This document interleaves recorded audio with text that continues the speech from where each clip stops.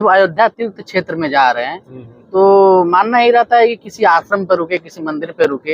हाँ, ताकि आध्यात्मिक माहौल भी रहे, आदमी आके मठ में रह सकता है। हाँ, आए रहे, भोजन पानी हर चीज व्यवस्था मिलेगा।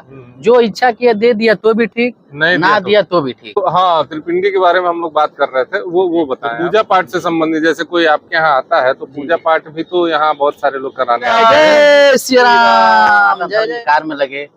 बहुत बड़ा त्याग है ये, बहुत बड़ा त्याग पूरा है। अपना जीवन जो है सनातन धर्म के लिए लगा देना। हाँ, बहुत बड़ा त्याग है। अब माँ बाप से दूर रहो, परिवार से दूर रहो, और संत समाज में रहना इतना आसान नहीं है।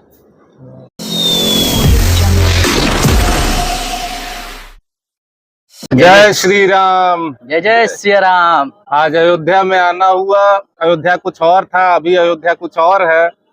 इन सब चीजों के बारे में बात किया जाए। जय श्री राम महाराज जी। जय श्री राम, जय जय श्री राम, जय जय श्री राम। तो बाबा, आप इस क्षेत्र में हैं, आपने लंबा समय दिया है, कुछ अपने बारे में बताइए कि आप कब से इस फील्ड में लग गए। ये तो अब मैंने नया ही चीज है। कोई लड़के को आप कहेंगे कि जाइए पूजा पाठ और इन सब चीजों में लगिए तो नहीं तैयार होगा, भाग जाएगा। तो आप कैसे, आप मैंने सुना बचपन से ही आप इस क्षेत्र में हैं। मेरे गुरुजी मेरे गांव से लेके आए मुझे। पहली बार लेके आए तो संतों के साथ रहना हुआ, तो हमको समझ में नहीं आता रहा, क्योंकि गांव से निकले हुए थे। अब यहाँ चंदन लगाओ, धोती कुर्ता पहनो, जनेऊ पहनो और संतों के साथ रहो। अब जो घर परिवार माँ बाप के साथ रहा है, एक बाइक छूट जाए तो थोड़ा अच्छा नहीं लगता है। हम चले गए यहाँ से, फिर गुरुजी गए, फिर दोबारा लेके आए। और उसके बाद मैं धीरे धीरे गुरुजी के बात माने, समझाए बुझाए। और गुरुजी का लक्ष्य था कि पढ़ाई करे, यहाँ पे रहे, धर्म के काम में लगे। हाँ, सनातन धर्म के कार्य में लगे। और बहुत बड़ा त्याग है ये, बहुत बड़ा त्याग पूरा है। अपना जीवन जो है सनातन धर्म के लिए लगा देना। हाँ, बहुत बड़ा त्याग है। अब माँ बाप से दूर रहो, परिवार से दूर रहो, और संत समाज में रहना इतना आसान नहीं है, बहुत कठिन है। बहुत सारी चीजें त्याग करिए, लेकिन फिर भी राम जी की कृपा रहा, सानिध्य मिला, आशीर्वाद मिला, और अपने बच्चे जैसे हमको मानते रहे शुरू से ही। और पहले श्री राम वेद विद्यालय कारसेवकपुरम में हमने पढ़ाई किया। संपूर्णानंद संस्कृत विश्वविद्यालय वाराणसी से। बाबा, ये बताइए कि यहाँ एक पहले प्रथा रही है कि लोग अलग अलग स्टेट से, अलग अलग जिलों से आते हैं और उनका किसी न किसी महंत से जुड़ाव रहता है। वो वहाँ आते हैं, उन्हीं के यहाँ मठ पे रुकते हैं, खाना पीना खाते हैं और अपना राम मंदिर और बाकी जगहों पे घूम करके कुछ दक्षिणा दे करके वापस चले जाते हैं। तो उनको बहुत ज्यादा दिक्कत भी नहीं होती है। तो ये क्या प्रथा रही है, कुछ इसके बारे में बताएं। जी, वो गुरु शिष्य का प्रथा रहता है, जैसे खानदानी चलता है। अच्छा। जैसे गांव में आप लोग चलता है कि हमारे पुरोहित हैं, वैसे जो महंत वर्तमान में है और जो आ रहे हैं, उनके माँ बाप, दादा दादी, वर्तमान महंत के जो गुरु हैं उनके शिष्य होंगे। और कुछ लोग का ये होता है, गुरु घराना बोलते हैं उसको। और कुछ लोग एक होता है कि दूसरे की कॉन्टेक्ट से आते हैं, सोचते हैं कि और दूसरे क्षेत्र में जाते हैं, दूसरे जगह जाते हैं तो होटल में रुकते हैं, रूम लेते हैं, ये सब चीजें तो होता ही रहता है। लेकिन जब अयोध्या तीर्थ क्षेत्र में जा रहे हैं तो मानना ही रहता है कि किसी आश्रम पे रुके, किसी मंदिर पे रुके। हाँ, ताकि आध्यात्मिक माहौल भी रहे, जो भी समय बिताए आध्यात्म में बिताए, कुछ जो है धर्म के बारे में अर्जित करे, कुछ धर्म के बारे में पता चले, और भगवान का लगा हुआ भोग, चाय पानी जो भी है सब मिलेगा। और जो होटल में देंगे तो होटल में तो ये रहता है कि डिमांड रहता है इतना दो। आश्रम में आए, जो आपका मन किया, जो इच्छा किया वो दे दिए। अच्छा, आज भी ये संभव है कि कोई आदमी कहीं से भी आए और सीधे आश्रम में आ जाए तो उसको रहने को मिल जाएगा? हाँ, 90% तो मिल जाएगा। भीड़ बहुत ज्यादा हो गई है, इस वजह से दिक्कत हो रही है। हाँ, भीड़ है, जगह है तो मिल जाएगा, कोई मना नहीं करेगा। अच्छा, किसी भी आश्रम में आदमी, हाँ, किसी भी आश्रम में जाइए। आधार कार्ड भी है इस समय, तो आप जानते हैं माहौल क्या चल रहा है। हाँ, तो आधार कार्ड देना पड़ेगा। दिखा दीजिए। और जान पहचान है, किसी के कॉन्टेक्ट से आए हैं, तब तो कोई दिक्कत नहीं। तब तो कोई दिक्कत नहीं। मेरे आश्रम पे दूसरे कॉन्टेक्ट से बहुत लोग आते हैं। मेरे कहने का मतलब होता है कि हर आदमी इतना सक्षम नहीं होता है कि वो आए और वो होटल ले। अब अयोध्या में तो इतने होटल हो गए हैं कि फैजाबाद जो पुराना था, तो वहाँ पे मैं रहता हूँ, मेरी पत्नी नौकरी में है, आप जानते ही हैं। जी जी, जानते हैं। तो मैं वहाँ 7 सालों से पहले ससुराल में आता जाता था, और अब तो खैर यहीं पे मैंने व्यवस्था कर लिया है। जी जी। तो मुझे लगता है कि 400-500 तो उधर ही मुझे होटल दिख, जिस रोड पे, जिस रास्ते में जाइए होम स्टे होटल दिख जाता है। और अयोध्या जो धाम है यहाँ पे आने पे तो पूछना ही नहीं है, तो पूरे रास्ते पर होटल ही है। लेकिन हर आदमी उसको बियर नहीं कर सकता, वो 4000, 5000, 6000, 8000, 25,000, 2000 इससे कम के नहीं है। नहीं तो सस्ते में अभी भी जो गुरु वाली परंपरा यहाँ है उसमें आदमी आके मठ में रह सकता है। हाँ, आए रहे, भोजन पानी हर चीज व्यवस्था मिलेगा। जो इच्छा किया दे दिया तो भी ठीक, नहीं ना दिया तो भी ठीक। अच्छा, मैंने सुना है कि यहाँ ऐसे भी मठ हैं जो 4-4 हजार, 5-5 हजार लोगों को डेली फ्री में खाना खिलाते हैं। जी जी जी है। यहाँ पटना वाले महावीर मंदिर का शाखा है, जस्ट श्री राम जन्मभूमि गेट के बगल में आमावा मंदिर बोलते हैं। डेली 3-4 हजार लोग भोजन करते हैं और शुद्ध शाकाहार घर जैसे भोजन मिलता है। अच्छा आइटम रहता है, ऐसा नहीं कि जैसे भंडारे का भोजन है तो जैसा वैसे चल रहा है, नहीं, आपको घर जैसे भोजन मिलेगा। डेली का काम है वो। अच्छा। हाँ, डेली का। ऐसे भी बहुत सारे मठ है जहाँ पे खाना मिल जाता है लोगों को। हाँ, मैं आ रहा था, देख रहा था कि बर्तन उठा करके रखा जा रहा था एक गाड़ी में, तो मुझे पता चला कि ये लोग दिन भर बस खाना खिलाते हैं और शाम को अपना गाड़ियों में भर के फिर वापस। हाँ, डेली इस तरह की भी जगह जी है। जी डेली। मतलब अयोध्या ऐसी जगह है जहाँ कोई भोजन भी ना, ऐसा नहीं है कि आए तो उसको भोजन की दिक्कत हो जाएगी, रहने की दिक्कत नहीं, आश्रमों में भी शाम को भोजन चलता है। बहुत सारे आश्रम में बड़े बड़े 200-400 लोगों का भोजन मिलता है, ठीक। और बहुत सारे ऐसा आश्रम है कि लंगर चलाते हैं यात्रियों के लिए, गरीबों के लिए। शाम को 200-400 लोगों का अच्छा भोजन कराते हैं। कोई भी आए तो ऐसा नहीं कि वो भूखा रहेगा, उसको सोने को नहीं मिलेगा। अयोध्या सबको सुलाती है, सबको खाना खिलाती है। हाँ। तो जो गुरु शिष्य परंपरा की बात आप कह रहे हैं, तो आप भी एक मठ से जुड़े हुए हैं। जी जी। तो आपके यहाँ कहाँ के लोग ज्यादातर आते हैं? जैसे एक तो मैं जानता हूँ कि हमारे गांव साइड के जो लोग हैं जी, वो तो आते हैं क्योंकि वो आपके गुरु जी से बहुत पहले से जुड़े, बलिया के लोग और उधर मऊ के लोग, गाजीपुर के लोग। और कहाँ के लोग आते हैं आपके मठ में? तो मेरे आश्रम का नाम है श्री जानकी धाम आश्रम। श्री महंत श्री जानकी दास जी महाराज बलिया वाले, नाम ही बलिया वाले पड़ गया है, गेट पे लिखा हुआ है। बलिया जिला से खास लगाव है, जुड़ाव है, और अच्छा खासा मदद भी मिला बलिया जिला से। शिष्य भी अपने बहुत लोग हैं गुरु जी के। और जैसे राजस्थान, दिल्ली, गुड़गांव, हरियाणा, पंजाब और महाराष्ट्र, यहाँ के भी शिष्य हैं मेरे गुरु जी का। तो रेगुलर बेसिस पे आते रहते हैं? हाँ, रेगुलर के दूर तो पड़ता है लेकिन आते जाते रहते हैं लोग। तो आने जाने पे आप ही के यहाँ रुकते हैं लोग, फिर उनका जो पूजा पाठ कराना होता है, मंदिर दर्शन कराना होता है, उसकी जिम्मेदारी आप ही लोगों को? हाँ जी जी, वो हमारे शिष्य हैं। तो आए तो मेरा फर्ज बनता है कि उनको हम घुमाए फिराए, रहने खाने का सब व्यवस्था दे, क्योंकि अपने शिष्य हैं तो एक वो गुरु चेला बाप बेटे का भी रिश्ता होता है और अच्छा खासा मदद भी होता है आश्रम का उन्हीं लोगों से। तो वो तो पुराने शिष्यों की बात हो गई। जी जी। नया कोई शिष्य, जैसे मैं नया हूँ, आपसे जुड़ा हूँ, जी जी, तो इसका क्या प्राविधान है, क्या तरीका है? नए आदमी को कैसे जोड़ते हैं आप लोग? जी, नए आदमी का ये होता है कि जैसे गुरुमुख नहीं हुआ है तो चाहे तो मंदिर से गुरुमुख हो सकता है, गुरु मंत्र ले सकता है। उसके बाद परंपरा चालू हो जाएगी गुरु शिष्य का। मेरा गुरुद्वारा है, एक घर जैसे हो जाता है। जैसे आप लोग गांव में होता है कि हमारे पुरोहित हैं, तो आपको पता है कि ये पुरोहित हैं, ठीक। वो तो खानदानी चलता रहेगा। और पहले से आप गुरुमुख हो गए तो ठीक है, नहीं है तो नया बनाइए। तो मैंने ये बिना गुरुमुख हुए भी तो आदमी आ जा सकता है? कोई नया आदमी है आपके यहाँ जुड़ना चाहे तो? जी जी, हमारे यहाँ और ज्यादातर तो हम बता रहे हैं कि इस जब से मंदिर का प्राण प्रतिष्ठा हुआ है, दूसरे के कॉन्टेक्ट से हमारे पास 70% लोग आए हैं। जैसे आप हो गए, तो अब राहुल भैया हमको जानते हैं, आप हमें फोन किए कि अभिषेक जी हमारे मित्र हैं, हमारे रिश्तेदार हैं, रिलेशन वाले हैं, थोड़ा जा रहे हैं अयोध्या।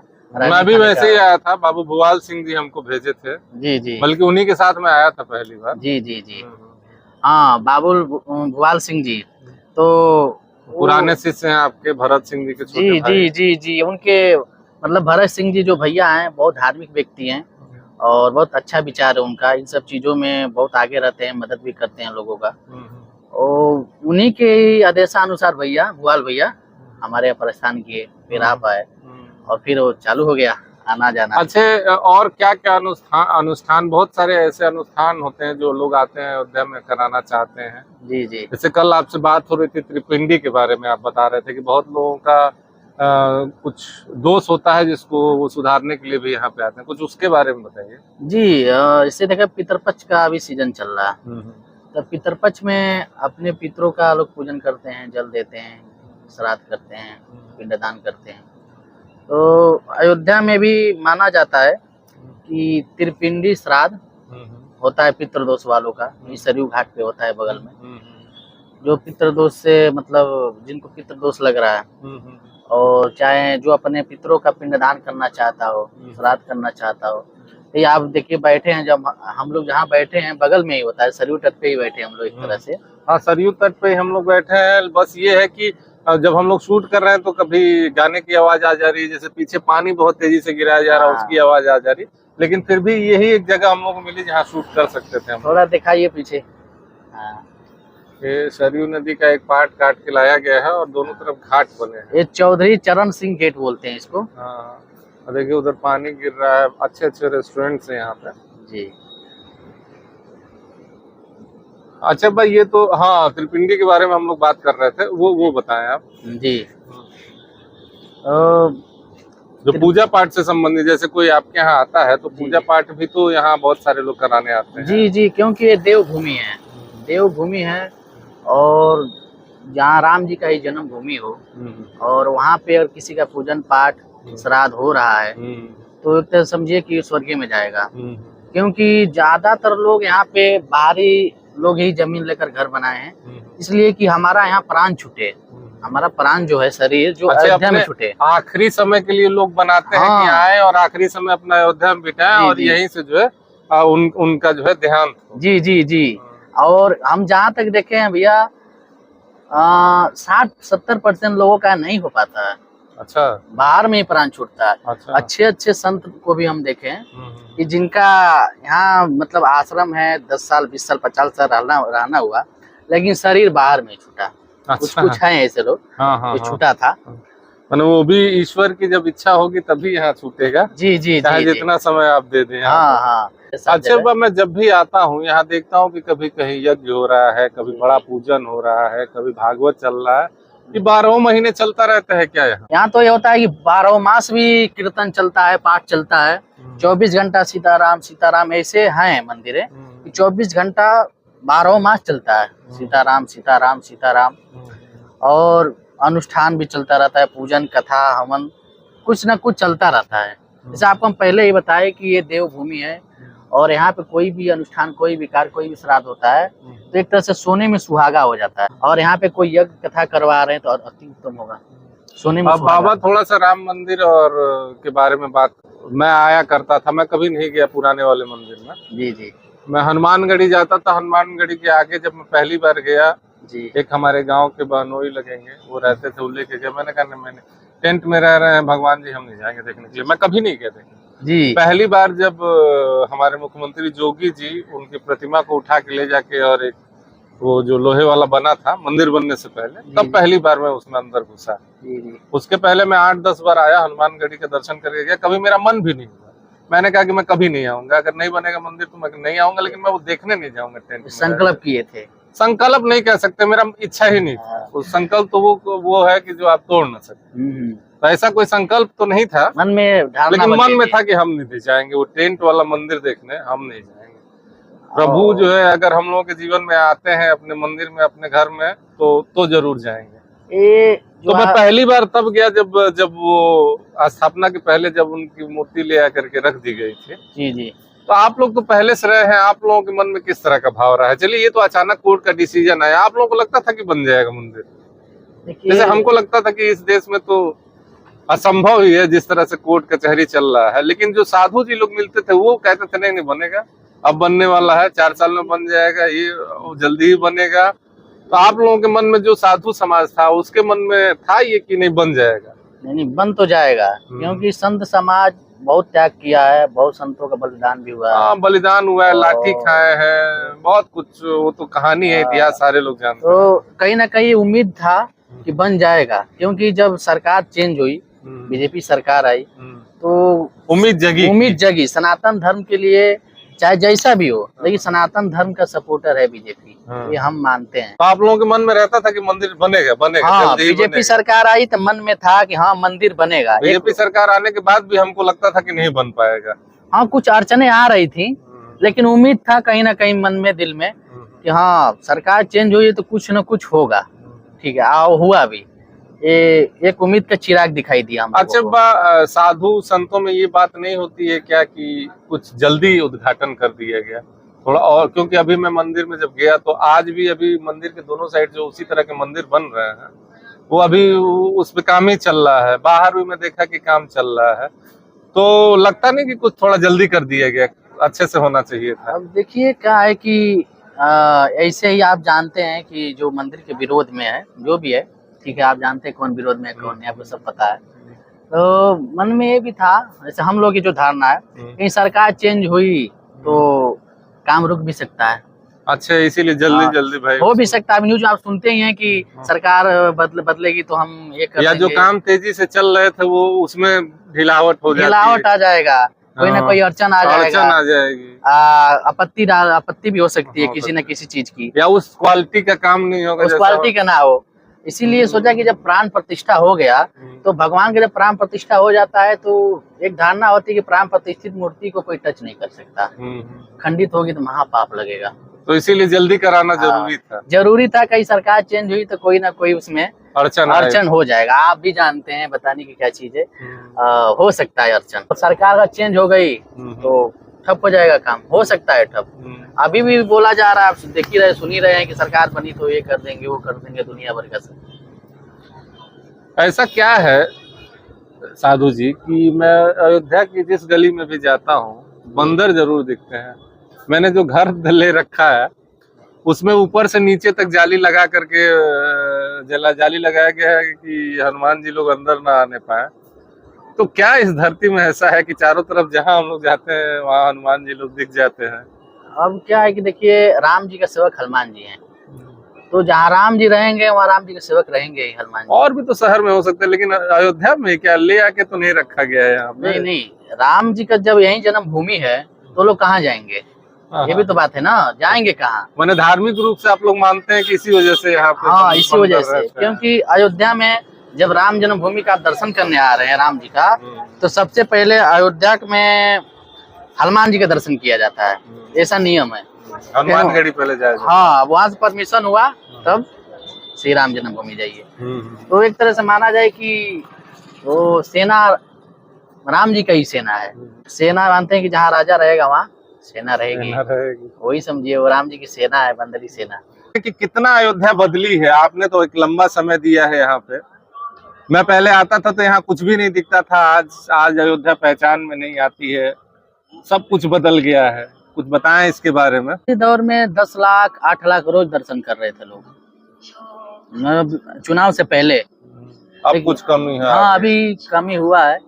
हाँ, कुछ मुझे लगता है कि बीजेपी फिर जब चुनाव जीतेगी तो फिर बदलाव लोगों के मन में आएगा। जो दिल टूटा हुआ था भारत के लोगों का वो शायद फिर से जुड़े अयोध्या से। हाँ, जो धारणा बन गई है और चुनाव जीतती है बीजेपी तो शायद वो फिर से पहले जैसे हो जाए।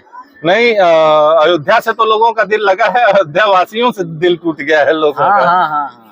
अब और सब बातों पे भी चर्चा करेंगे, क्योंकि यहाँ पीछे भी आवाज आ रही है और कोई साइलेंट जगह नहीं मिल रहा है जहाँ पे अच्छे से बात कर पाए हम लोग। जी। बहुत सारे प्रश्न है दिमाग में, कभी आपसे बैठ करके बात किया जाएगा। जी एकदम। तो फिर एक बार बोलते हैं जय जय श्री राम, जय श्री राम, जय जय श्री राम। सनातन धर्म की जय, अयोध्या नाथ की जय, सरयू महारानी की जय, गंगा भागीरथी की जय, शालिग्राम भगवान की जय, श्री अपने अपने गुरु महाराज की जय, श्री संध्या सनातन की जय। जय सीताराम। काल हर, कष्ट हर, दुख हर, दरिद्र हर, हर हर महादेव शंभो। जय जय श्री राम। जय श्री राम महाराज।